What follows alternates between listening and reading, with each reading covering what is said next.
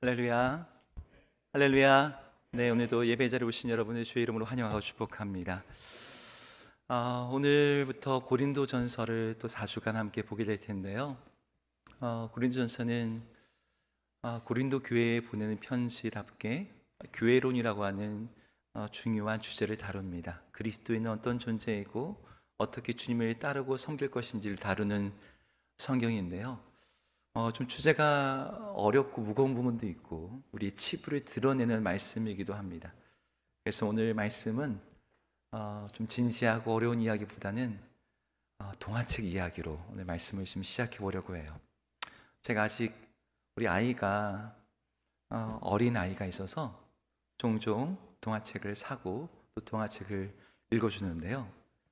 그 몇 년 전에 서점에 가서 아이들 책을 고르다가 너무 이렇게 재미있어서 아이들에게 추천해 준 책이 하나 있습니다.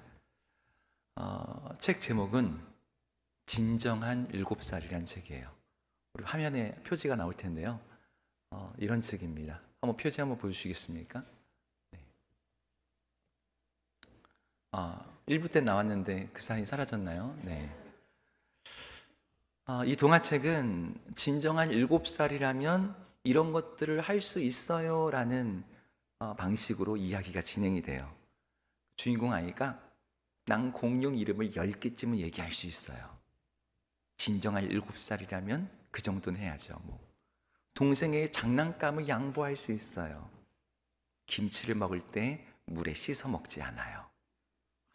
우리가 볼 때는 별거 아닌 이야기인데 이 아이들에게는 그게 중요한 부분인 거예요.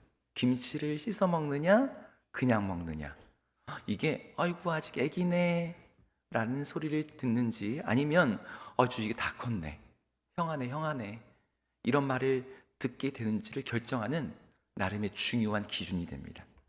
그리고 그런 자신을 대견스럽게 이제 여기는 거죠. 그런데 이 동화에는 마지막에 반전이 있어요. 나는 진정한 7살답게 이것도 하고 이것도 하고 이것도 하고 이것도 해. 그 중에 마지막 조건이 뭐냐면 진정한 7살은 엄마 아빠 없이 혼자 잘 수 있어요 거든요. 그런데 의기양양 혼자 침대에 누워있던 아이가 갑자기 울면서 엄마 하고 이제 달려갑니다. 엄마가 그 아이를 안아주면서 괜찮아 이러면서 이 동화가 끝이 나요. 우리는 이 모책을 읽어보지 않아도 진정한 7살이 되는 비결은 공룡 이름에 있지 않다는 걸 압니다. 김치를 어떻게 먹느냐가 우리를 진정한 7살이 되게 만들고 그렇게 되지 않게 하는 것도 아니라는 것도 알아요. 다른 데 이유가 있는 거죠. 이 책을 쓰신 저자가 허은미라는 분인데요. 어떻게 이 책을 쓰게 됐는지 인터뷰에서 이렇게 얘기하더라고요. 자기 둘째 딸 아이가 어느 날 그림책을 읽더니 진정한이란 단어를 이렇게 배운 거예요. 거기에 완전 사로잡힌 거예요. 그래서 아무데나 이 단어를 막 붙여서 쓰기 시작하더랍니다. 어린이집에 가는데 선생님이 물어봤어요. 아침밥 먹고 왔니? 그랬더니 얘가 먹긴 먹었는데요, 진정한 아침밥은 못 먹고 왔어요. 이 아이가 생각하는 진정한 아침밥은 도대체 뭘까? 물어봤더니 생선구이에 막 끓인 국에다가 김치가 올라오는 그러한 백반, 이 진정한 아침밥인 거예요. 그리고 가족 안에서도 그러는 거죠. 속상한 일 있으면 우리 가족은 진정한 가족은 아닌 것 같아. 네, 이 엄마가 거기에 영감을 받아서 이 책을 쓴 겁니다. 제가 이 책을 보면서 이런 질문을 했습니다. 이 아이에게 진정한 7살의 어떤 기준이 있는 것처럼 우리 그리스도인들에게 진정한 그리스도인이 되는 건 뭐가 기준일까? 우리 사람들에게 저 사람은 진정한 그리스도인이야 라고 할 때 그저 일요일에 교회에 다니는 사람을 가리키는 말은 아닐 거예요. 종교에다가 기독교라고 체크해 놓는 사람들에게도 그 말을 쓰진 않겠죠. 누군가 이런 호칭을 붙인다면 예수 그리스도의 복음과 기독교 신앙이 그 사람의 내면과 삶에 깊이 있게 자리하고 있을 때 우리는 그 사람에게 아마 이런 말들을 붙일 수 있을 겁니다. 우리 모두는 사실 이곳에 와 계시지만 정도의 차이는 있을지언정 우리 안에는 진정한 그리스도인이 되고자 하는 마음이 다 있습니다. 옆에 있는 분 얼굴 한번 딱 보셨을 때 저분은 아닌 것 같은데 라는 생각이 드실지라도 아니에요. 있어요. 우리는 예수님을 더 깊이 알기를 원하고 하나님과의 더 깊은 친밀함을 원하고 예수님이 보여주는 것처럼 그렇게 주님의 뜻대로 사는 삶, 풍성한 생명과 하나님이 주신 그 복을 누리는 삶을 살고자 하는 열망이 우리들 안에 있는 거죠. 자, 그러면 어떻게 해야지 진정한 그리스도인이 될 수 있을까요? 오늘 저는 이 질문을 가지고 사도 바울이 고린도 교회에 보낸 편지를 보고자 해요. 오늘 말씀을 통해서 우리 주님이 원하시는 이 진정한 그리스도인됨의 비결이 무엇인지를 오늘 발견하고 그것을 함께 누리는 모두가 되기를 주의 이름으로 축복합니다. 제가 오늘 이 말씀을 보는데 여러분 안에 이 답이 나름대로 있을 거라는 생각이 들었습니다. 아이들에게 물어봤을 때 공룡 이름이 나오고 김치를 어떻게 먹는지를 나름의 기준으로 삼았듯이 우리들 안에도 진정한 그리스도인이라면 뭐뭐 해야 돼 라고 하는 어떤 모습이 있는 거죠. 어떤 분들에게는 그것을 신앙생활을 그래도 한 10년 정도는 해야 되지 않아? 라는 식의 시간의 길이를 이야기하는 분들도 있을 거예요. 진정한 그리스도인 되려면 방언 기도를 할 줄 알아야 돼 라고 영적인 은사를 얘기하는 분들도 있고 그래도 성경을 한 3번 정도는 읽어야지 라고 이야기하는 분들도 있을 겁니다. 그래도 진정한 그리스도라면 봉사활동 많이 하고 구제도 해야지 뭐 이런 기준들이 나름 의미가 있습니다. 그리고 이런 기준으로 볼 때 오늘 본문에 나오는 고린도 교회는 굉장히 탁월한 교회였어요. 이 교회는 로마 제국의 기준에서 봤을 때 인구 숫자로는 뭐 최상위권에 있는 그런 도시는 아니지만 경제적인 것으로 봤을 때는 탑에 있는 도시였습니다. 동쪽의 에게해에서 서쪽의 아드리아해를 연결하는 자리에 있다 보니까 이 고린도에 돈이 다 몰려 있었어요. 이 동서무역을 관장하는 도시인 거죠. 그리고 애초에 고린도 교회는 고린도 도시는 이 그리스도 도시 국가의 한 일원이었거든요. 그러니까 돈만 단지 많은 게 아니라 지혜와 철학을 추구하는 도시. 그래서 이 도시에 있던 고린도 교회 역시 부유함과 또 학구적인 성격을 가지고 있었습니다. 성경을 배우고 연구하는 데에도 남다른 열심을 가지고 있어서 사도 바울이 교회를 세웠을 때 1년 6개월이나 머물면서 깊이 있게 복음을 가르쳤던 도시가 바로 이 고린도 도시에 있는 교회였어요. 뿐만 아니라 이 교회는 아주 강력한 성령의 역사들이 있었습니다. 방언, 예언, 통역, 병고침, 수많은 초자연적인 성령의 은사들이 나타나고 있는 아주 신령해 보이는 교회였던 거죠. 정리하면 고린도 교회는 그 당시 어떤 외적인 기준으로 볼 때는 부와 지혜와 은사와 열정이 넘치는 그런 교회였던 겁니다. 그런데 이 교회를 향해서 오늘 사도 바울이 이렇게 말을 하고 있는 거예요. 1절을 한번 같이 읽어보겠습니다. 1절 읽겠습니다. 시작.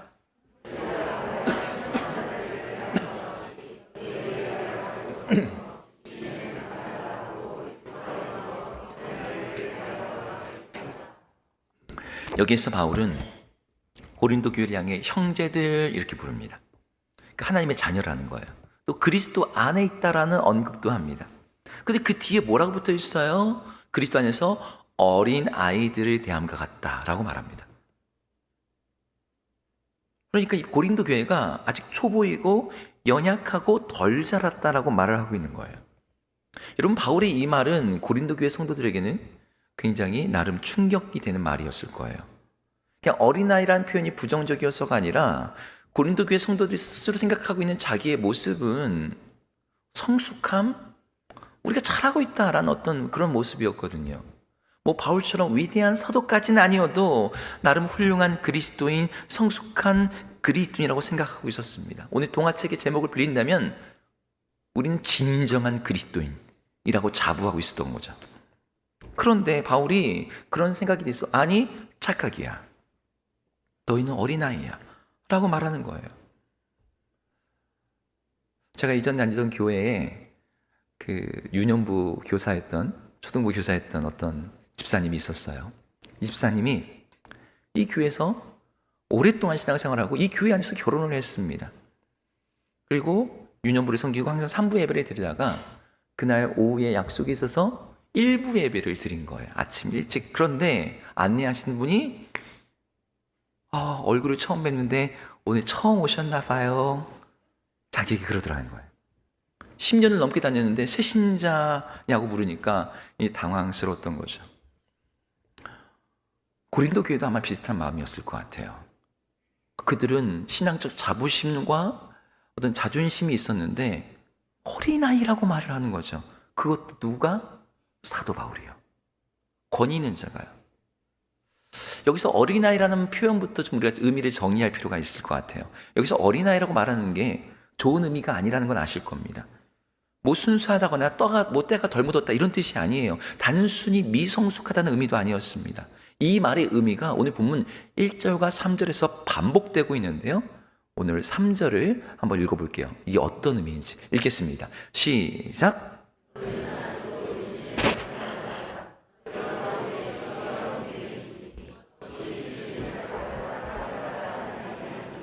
여기 보니까 어떤 단어가 나와요? 육신에 속한 자라는 표현이 나와요. 이게 어린아이 같다는 말의 뜻입니다. 그럼 육신에 속했다는 건 무슨 뜻일까요? 이와 비슷한 표현들이 성경에 여러 번 나오거든요. 그 중에 하나가 로마서 8장에 나오는 육신에 있는 자라는 표현이에요. 제가 읽겠습니다. 육신에 있는 자들은 하나님을 기쁘시게 할 수 없느니라.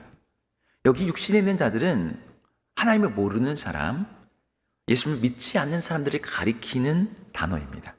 그들이 육신에 있는 자들이에요. 근데 육신에 속한 자는 의미가 조금 다릅니다. 예수님을 믿고 성령을 받았지만 아직 성숙하지 못해서 육신적인 습관에 끌려다니는 신자, 육신의 가치관에 의해서 움직이는 사람이란 뜻입니다.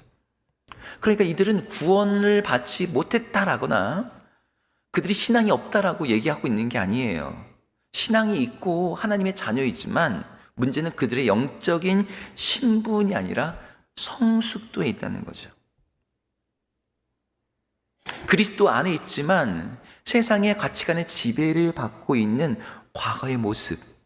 그래서 성령의 은사가 마치 봄에 꽃이 피어나듯이 그들 안에 피어나고 있지만 그 꽃이 지고 나면 반드시 맺어져야 될 열매가 없는 상태라고 말하는 거예요.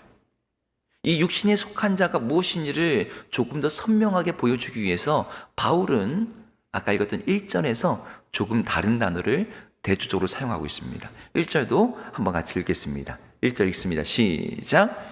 형제들아, 내가 신령한 자들을 대함과 같이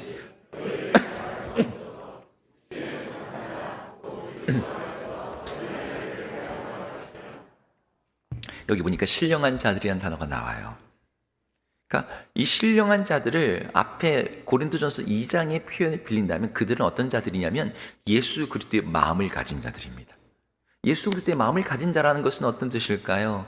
이 사람에게서 그리스도의 정신, 그리스도의 태도, 그리스도의 영을 쫓아가는 삶의 모습이 나타난다는 거예요.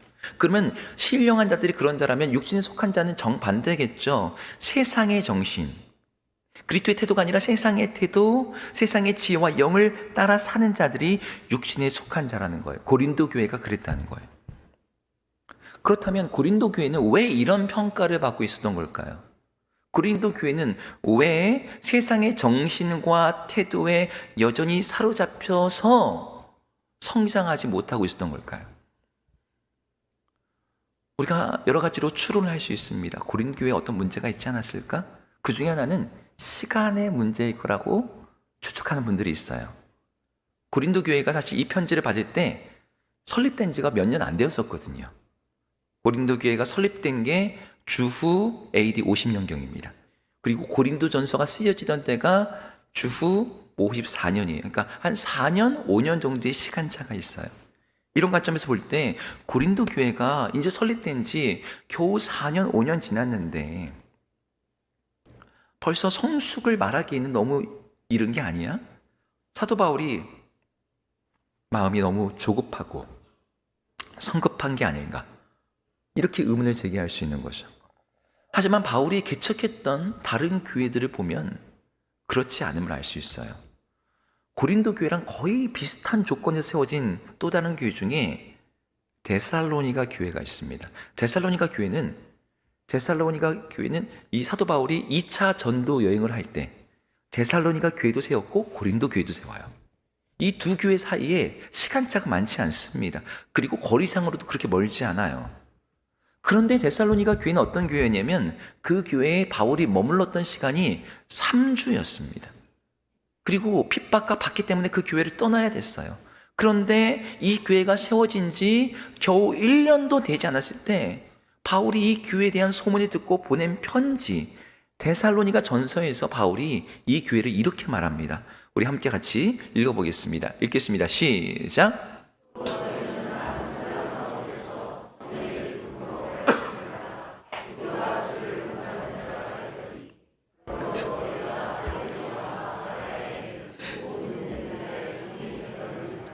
여기 보니까 데살로니 교회가 많은 환난 가운데 있었대요.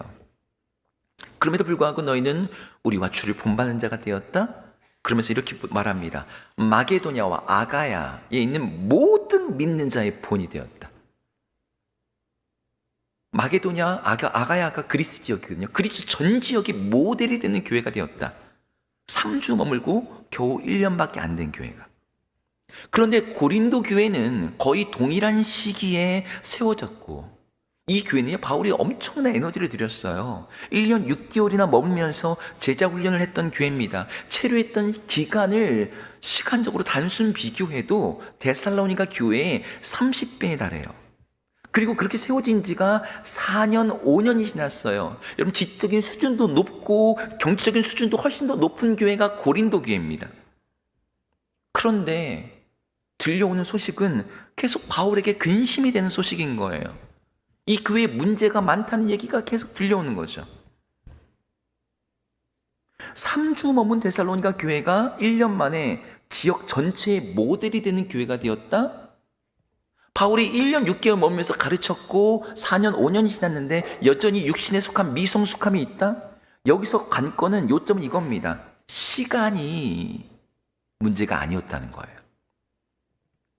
사실 우리 여기에 하나의 고정관념이 있어요. 드러나요.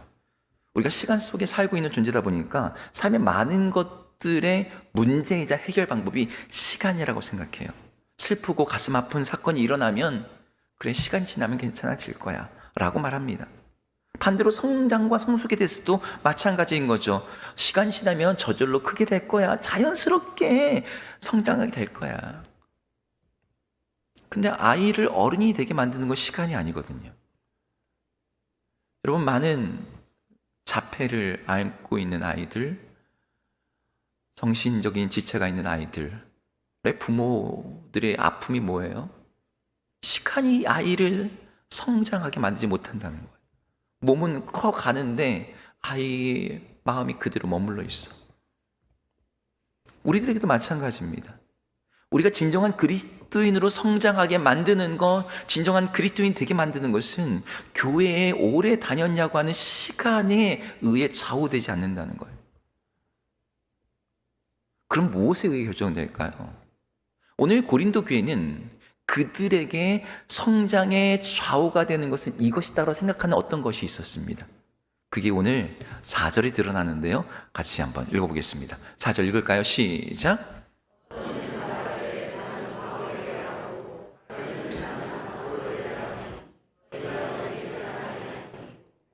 네, 여러분, 이 표현은 사실 1장에도 나와요. 반복되게 나옵니다. 4장에도 나와요. 제가 1장에 있는 부분 한번 읽어줄게요. 내가 이것을 말하거니와 너희가 각각 이르되 나는 바울에게, 나는 아볼로에게, 나는 게바에게, 나는 그리스도에게 속한 자라 한다는 것이니. 고린도 교회 사람들이 얼마나 자주 이 말을 했으면 바울의 입에서도 이 말이 계속해서 언급해서 나옵니다. 여러분, 이게 뭐가 문제일까요? 여기 나온 아볼로라고 하는 사람은 바울이 교회를 세우고 난 다음에 떠나고 왔을 때 고린도 교회를 담임하던 목회자입니다. 나는 바울에게, 나는 아볼로에게 자기가 좋아하는 어떤 목회자를 이야기하는 게 아닐까요? 사람마다 기호라는 게 있고 취향이라는 게 있고 호불호라는 게 있다 보니까 누구 목사님 설교가 더 마음에 와닿아요, 누구 목사님 더 좋아요, 그럴 수 있잖아요. 하지만 지금 바울이 문제 삼고 있는 건 개인의 선호도에 대한 이야기가 아니었어요.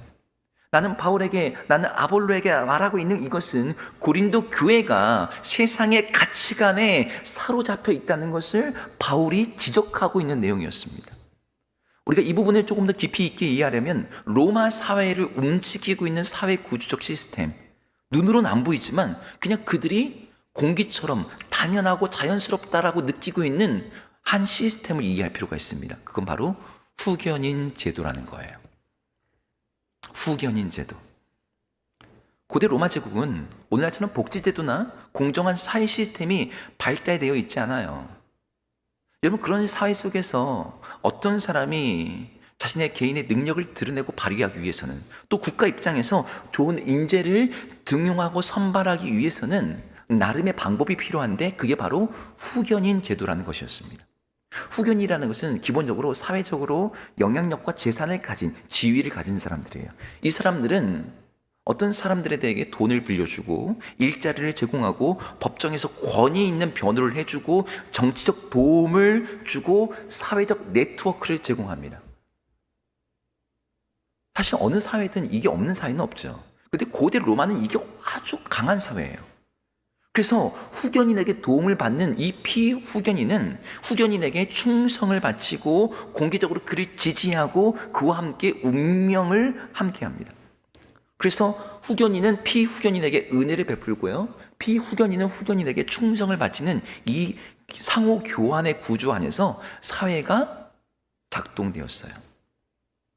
여러분 들어보셨을 겁니다. 중세 말기 르네상스 시대에 수많은 예술가들이 피렌체라는 도시에서 정말 많은 예술 활동을 하고 작품을 남겼는데 그 뒤에는 메디치라고 하는 한 가문이 있었어요. 이 가문이 그 수많은 예술가들의 후견인이 되는 거예요. 그들의 생활을 책임져주고 그들의 작품을 갖다가 많은 교황청이라든지 여기 연결시켜주고. 여러분, 로마 사회도 마찬가지입니다. 로마 사회에 황제의 어떤 대명사처럼 불리게 된 게 시저라고 하는 존재입니다. 시저는 사실 황제가 못 됐거든요. 근데 시저가 자신의 이름을 갖지 않은 자신의 그 조카에게, 여동생의 아들입니다. 그러니까 이름을 이어받지 못해요. 아버지의 성을 가지고 가니까. 근데 그 조카를 갖다 입양을 해서 후견인이 되어줘요. 그가 바로 로마의 최초의 황제가 되는 옥타비아누스죠. 아무리 보잘것없는 사람도 후견인이 로마의 유력 가문이라면 엄청난 후광을 입게 됩니다. 반면에 아무리 능력 있고 대단해도 후견인이 몰락하면 같이 그 인생도 몰락하는 거예요. 같이 이름도 없이 묻혀지게 되는 거죠. 그 시대 사람들은 이게 아주 자연스럽고 당연했습니다. 고린도 교회도 마찬가지였어요. 고린도라고 하는 도시 자체가 로마가 재건한 식민 도시이다 보니까, 그리고 돈이 몰리다 보니까 사람들이 사회적 성공에 몰입했고, 그래서 사람들의 어떤 의식 속에는 누구 줄 뒤에 서 있는지, 누구의 사람인지, 누구를 후원자에 두고 있는지를 따졌습니다. 교회 안에도 그 일이 일어나고 있는 거예요. 교회 안에서도 여전히 같은 사고방식으로 사람들이 말하고 있었던 거예요. 나는 바울에게 속했다, 난 아볼로에게 속했다, 나는 게바에게 속했다. 이건 단순한 취향의 문제가 아니라 뉘앙스를 살리면 이런 거죠. 바울이 내 후견인이야, 우리 그룹은 아볼로 라인이야. 그리고 그것이 그들을 영적으로 한 단계 올려주고 그들을 성장하게 만든다고 생각했던 거예요. 근데 바울이 거기에 대해서 얘기하는 거죠. 너희가 성령을 받았고 예수 그리스도의 백성이 되었는데 여전히 세상의 방식으로 생각하고 있구나. 세상의 가치관, 세상의 기준을 가지고 세상의 방법으로 이루려고 하고 있구나. 그게 육신에 속한 사람, 어린아이 같다는 거예요. 김치를 안 씻어 먹으면 난 어른이 되겠지? 혼자 자면 나는 조금 더 성장하겠지? 우리들 안에도 비슷한 사고방식이 자리 잡고 있을 수 있어요. 세상의 가치관과 방식으로 우리의 어떤 신앙적인 성숙과 하나님과의 친밀함을 얻을 수 있다라고 생각하는 것. 대표적인 게 어떤 것들이 있어요? 100일 기도. 뭐 이런 거 하면, 작정기도 이런 거 하면 내가 뭔가 되지 않을까. 내가 어떤 교회에서 하는 훈련 들어가면 내가 그런 일이 있지 않을까. 물론 그게 도움이 됩니다. 그게 우리에게 어떤 디딤돌이 되어줘요. 하지만 그리스도인의 성장과 그리스도인이 되는 것 자체는 모두 그리스도와 어떤 관계를 맺느냐에 좌우돼요. 그리고 내가 그분 안에 있으면 우리의 모든 변화를 일으키시는 핵심은 우리 자신에게 있지 않고 하나님에게 있습니다. 그런데 많은 분들이 우리 자신의 어떤 그 신앙적인 그 가치, 이것을 내가 교회를 얼마나 다녔는지, 나의 직분이 뭔지, 내가 교회에서 얼마나 많이 봉사하는지, 기도를 얼마나 오래 하는지 같은 것으로 증명하려고 해요. 제가 중국에 있던 교회도 이름이 동일했어요. 주사랑 교회, 심천 주사랑 교회. 근데 그곳에 많은 한국 분들이 이곳에 오시면서 교회를 찾아서 저희 교회로 오십니다. 그럼 오시는 분들이 한국에 있던 교회 이름을 막 써내세요. 그때 어떤 교회를 다녔습니다. 그러면 유명한 교회들이 막 나옵니다. 사랑의 교회, 온누리 교회, 주님의 교회, 뭐 소망 교회. 그러면 이 집사님은 어디 교회 출신이래요. 근데 그때 그 담임 목사님이 어떤 분에게 제가 말을 하면 자기도 그랬다는 거예요. 초기에 그런 기대가 있었는데 경험적으로 알게 됐다는 거죠. 좋은 교회에서 왔다는 게 그분이 좋은 신앙이란 뜻이 아닙니다. 많은 분들이 착각한다는 거예요. 자기가 좋은 공동체에 있으면 자기 신앙도 좋다고, 좋은 목사님에게 설교를 들었으면 자기 신앙도 그렇다고. 근데 그분을 정말 어려운 교회, 개척교회에 딱 가면 진짜 신앙이 드러난다는 거예요. 물론 좋은 목사님 밑에서 신앙생활했다, 난 어느 교회 출신이다, 어떤 훈련을 받았다, 그게 신앙적인 자부심이 되는 것이고 그게 나쁜 건 아닙니다. 문제는 그것이 하나님보다 더 중요한 자랑거리, 하나님을 의지하는 것보다 더 내가 의지하는 것이 될 때 문제인 거죠. 여러분, 하나님의 은혜보다 내 자신의 노력과 업적이 도드라질 때 우리는 고린도 교회와 다를 바가 없게 돼요. 어린아이가 되는 거죠. 사도 바울은 이런 어린아이처럼 계속 그것들을 붙잡는 교회를 향해 그들의 시선을 옮겨주고자 합니다. 오늘 본문 6절과 7절이 나오는데 한번 6절, 7절 읽어보겠습니다. 읽습니다. 시작!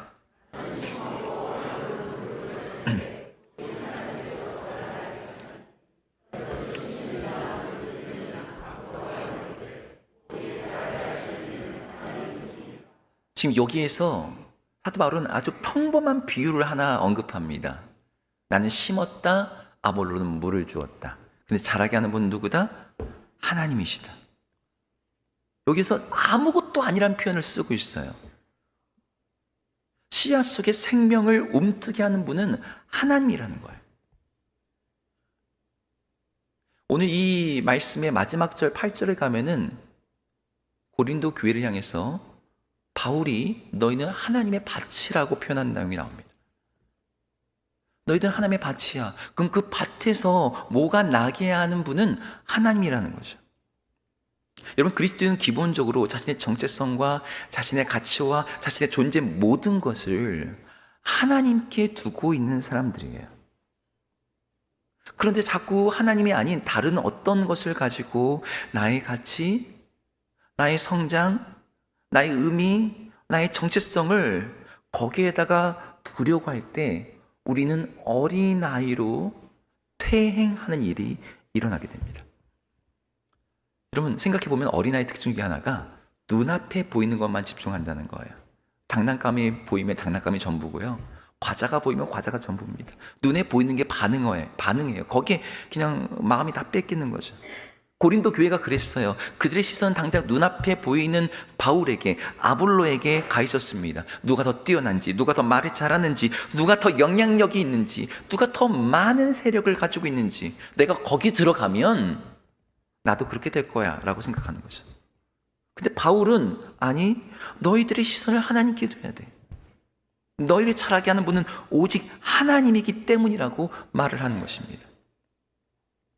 여러분들에게 잘 아는 비유 중에 씨 뿌리는 자의 비유가 있을 거예요. 농부가 밭에다가 씨를 뿌립니다. 하나는 길가밭, 하나는 돌짝밭, 하나는 가시덤불밭, 그리고 마지막은 좋은 밭. 열매 맺는 게 다 다르죠. 우리는 그 비유를 들을 때 많은 분들이 오해하시는 게, 그래 나도 옥토밭이 돼야지, 좋은 밭이 돼야지, 그래서 열매를 많이 맺어야지 라고 적용한다는 거예요. 여러분, 밭이 스스로를 김맬 수 있습니까?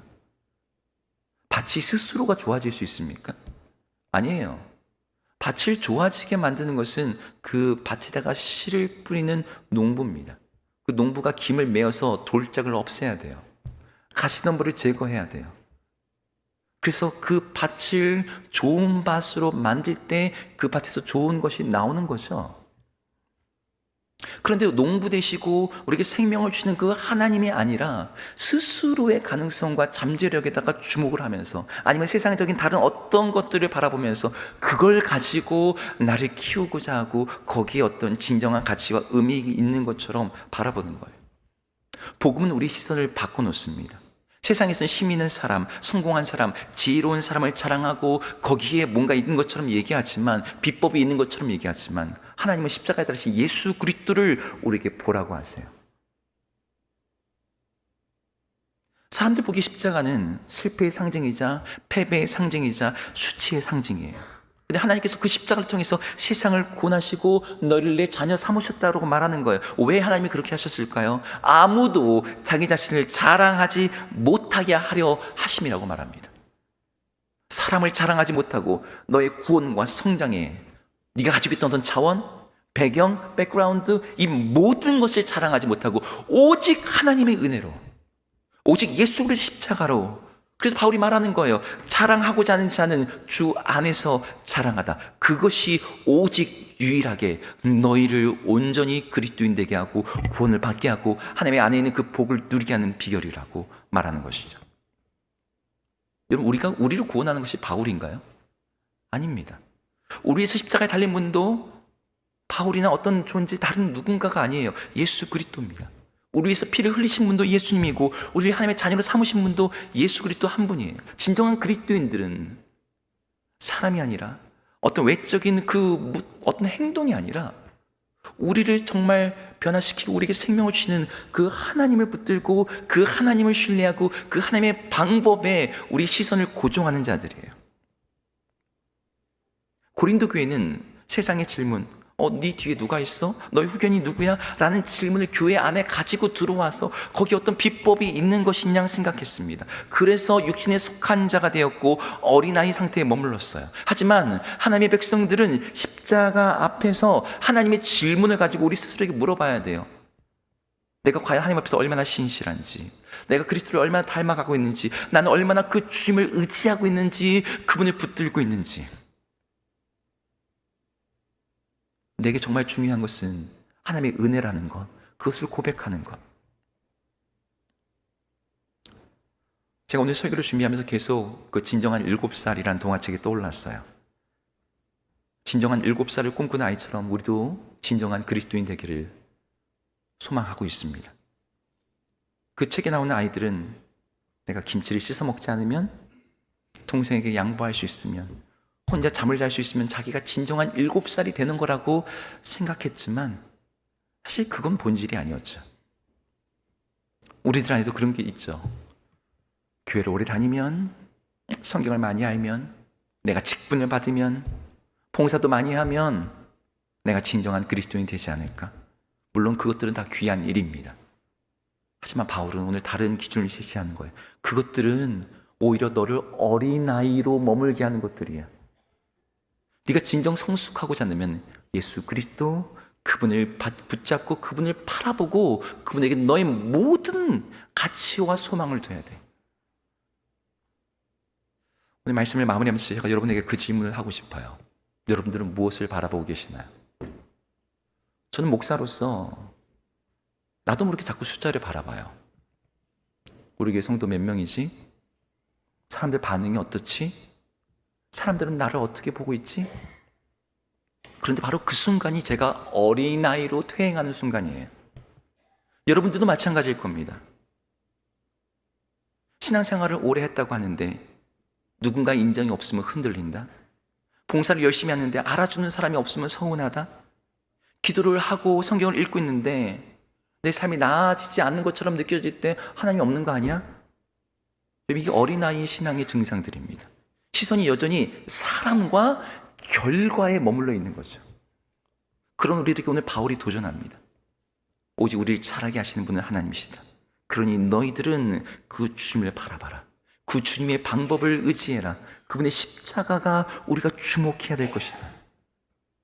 그분께 더 붙어있는 게 우리의 유일한 비결이라는 거예요. 여러분, 진정한 7살의 그 아이는 밤이 되자 결국 엄마 아빠를 향해 달려갑니다. 자기가 혼자 자는 것보다 더 중요한 것이 무엇인지 본능적으로 아는 거죠. 우리도 마찬가지예요. 진정한 그리스도인은요, 나의 능력, 나의 경력, 나의 소속, 내가 이거 할 수 있어요 라고 말하는 것이 아니라 모든 것이 그네 되시는 하나님께로 날마다 돌아가는 사람인 거예요. 오늘 설교 제목이 어린아이 신앙을 졸업하라인데, 그것은 어린아이의 순수함을 잃으라는 뜻이 아니에요. 오히려 어린아이보다 더 간절하게 하나님 아버지를 붙들 때 이 일이 일어나는 거죠. 그분에게 붙여 있을 때 우리가 자라게 되고 성숙하게 되고 풍성하게 되고. 여러분들의 시선을 그 주님께 두고 그분께 더 깊이 붙어 있어서